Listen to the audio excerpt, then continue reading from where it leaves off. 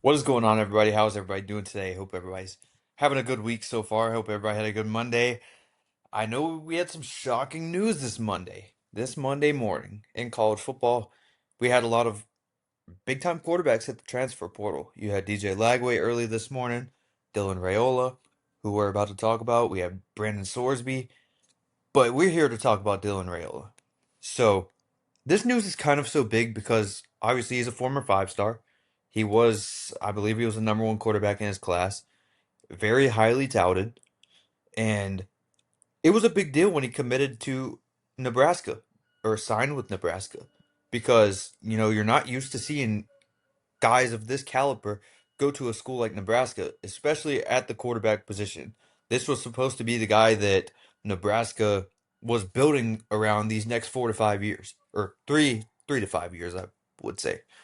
And now he's out. He's out. He's looking for a new place to play, and Nebraska is kind of left there without a quarterback. I mean, unless they want to start TJ Latif, which we'll have another video about as well, about what Nebraska's kind of going to do at quarterback for next year. But anyway, I do want to come on here and talk about some destinations that I think Dylan Raiola could end up at. Because there are a few, I don't think there's many yet. So the first one that comes to mind is Texas Tech. It seems like Texas Tech is not going to be in play like a lot of people thought. I think a lot of people would have went straight to Texas Tech. That was probably their number one school that they were thinking. Seems like they're not in play. I believe it was Pete Nakos reported that Texas Tech will not be in the race for Dylan Raiola.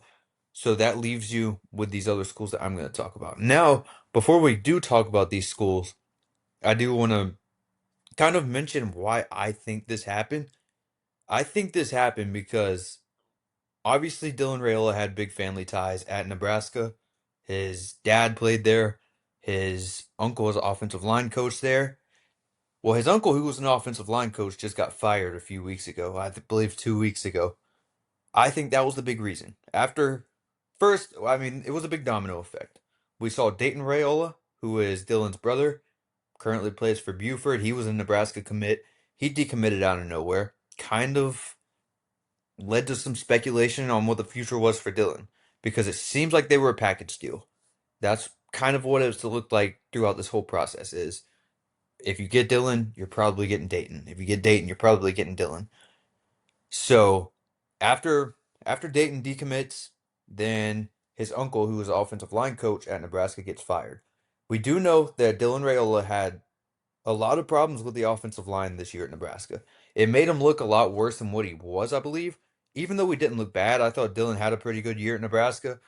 I think if you put him behind a more protective offensive line with a bigger budget, well, I mean, Nebraska has a very big budget. But if he goes to one of these premier schools like we're going to talk about, you put him behind one of these top tier offensive lines, I think that he could very well be one of the top quarterbacks in the country. Um, think he does get a lot of unnecessary hate because of the Patrick Mahomes comparisons.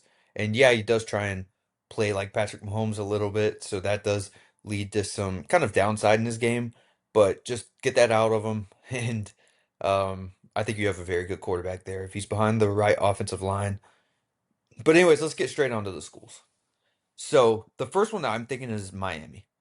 So Miami has already been known to go out and get transfer portal quarterbacks. They went out and got Cam Ward, went out and got Carson Beck, and they paid both of them a pretty penny. Carson Beck got paid a lot. It's already been reported multiple times that Miami is going to be heavily involved in the quarterback transfer portal market, and they're looking to spend big on a quarterback. Now, there are a few names that come to mind for Miami, which I'll have a video coming out about that as well. I think Dylan Raiola now moves pretty close to the top of that list, as he is the first or second hottest target in the entire portal at the quarterback position. So obviously they're losing Carson Beck. They're looking to spend big. I don't think Emory Williams is going to get the job next year. And plus, like I said, it's already been reported Miami's looking to spend big, and they're definitely going to hit the portal for a quarterback. I think this is definitely a team to watch for in Dylan's recruitment. The next one is Oregon. So there have been some talks about Dante Moore returning for another year, but as of right now, the way the NFL draft is looking, looks like Dante Moore is probably going to either go number one or number two if everything stands how it is, which is still to be determined because we still have multiple weeks until the NFL season ends and we know the exact draft order. But as of right now, it's looking like Dante Moore is going to be at least a top three pick.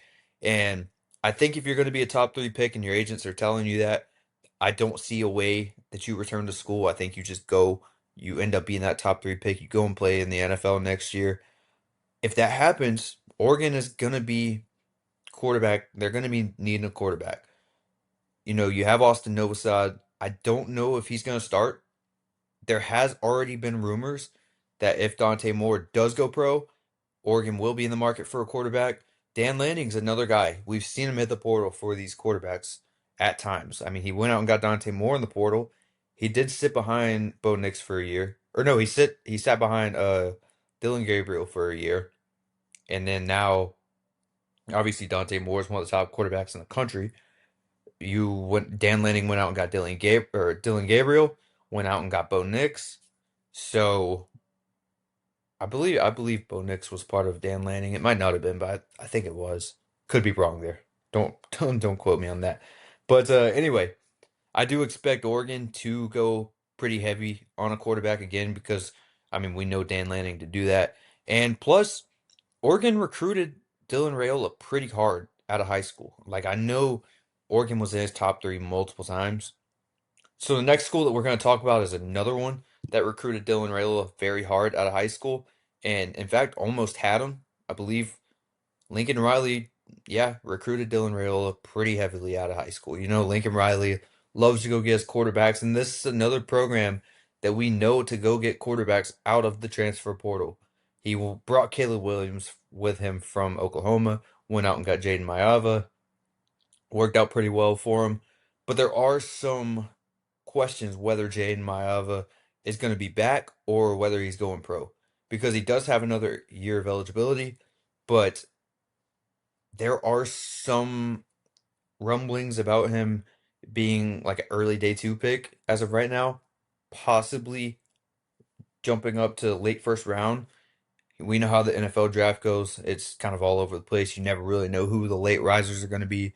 You do have Hassan Longstreet behind Jaden Maiava, and that's another thing for me though. We see Lincoln Riley bring in these young quarterbacks out of high school, and you think they're about to get the start, kind of like Malachi Nelson a few years ago. Seemed like he was going to get the job when Caleb was gone, and then he brings in Jaden Maiava, and Jaden Maiava got the job over him, beat him out for the backup job. Now you have Hassan Longstreet sitting there. Wouldn't surprise me if Lincoln Riley went out there and tried to get one of these top tier quarterbacks in the transfer portal, like Sam Levitt, Dylan Raiola, who we're talking about. I do think Dylan Raiola would probably be USC's number one target if they did do that, but this isn't a for sure thing. But if Maiava does go pro, definitely look out for Dylan Raiola because I believe he will be in the discussions for USC at the very least. Now, another school who I don't really know if they'll be tied to Dylan Raiola, but I think it's a good spot for him is Indiana because I mean, just look at what Indiana's done with their quarterbacks since Kurt Signetti got there. Yeah, Curtis Rourke wasn't amazing, but he was good. He was one of the better quarterbacks that Indiana's had in a long time. He brought in Fernando Mendoza from California, and Fernando just won a Heisman. And Indiana's, I believe they're the favorite right now to win the national title. So Dylan Raiola may look at that, feel like he can do the same thing, which I also believe. I think if Dylan does go to Indiana, his first off his draft stock is going to raise. He'd probably be a immediate Heisman favorite for next year, I would think, after seeing what Mendoza did this year. Um, you have arguably the best, but definitely one of the best coaches in college football to help you. You have good assets like Kurt Cignetti's great with developing his receivers and everything. We see um, a lot of good receiver play from Indiana this year. Good offensive line play, which Rail has never had. I think it's a good fit for many different reasons. I just don't know if Indiana will pay the money to go after Dillon because he's not going to be cheap. Because we've seen Kurt Signetti, like I said, develop these lower tier quarterbacks. They don't go out and make the biggest splashes at the quarterback position, but he brings in guys and develops them and makes them look like even better than those big splashes would have been. So that's just kind of that's a few teams that I think are in the mix for Dylan Raiola. Now there are some questions here because he is coming off a pretty bad injury. So how will that affect his recruitment in the transfer portal? I don't know. It's kind of unheard. Will he even be able to start next year? Like start the season next year? I mean, I'm sure he will, but there are some questions. Like how is he going to be coming back from this injury? And yeah, that's really all I have for this. Not too in depth, but I just wanted to come on here and name some potential spots that I think you could probably see at least in the talks for Dylan Raiola in this whole transfer portal recruitment for him. And also, I mean, I wouldn't be surprised if Texas Tech got back in the mix, but as of right now, what I'm hearing seems like they're not. So, if you enjoyed this video, please maybe consider dropping a subscribe button or subscribe down on that button down there. Lots of transfer portal content coming. We have a DJ Lagway video coming, Brendan Sorsby video coming, Sam Levitt video coming, landing spots, uh, just all kind of stuff, all college football content. So yeah, just keep an eye out for all those, and we'll catch you on the next one. Peace.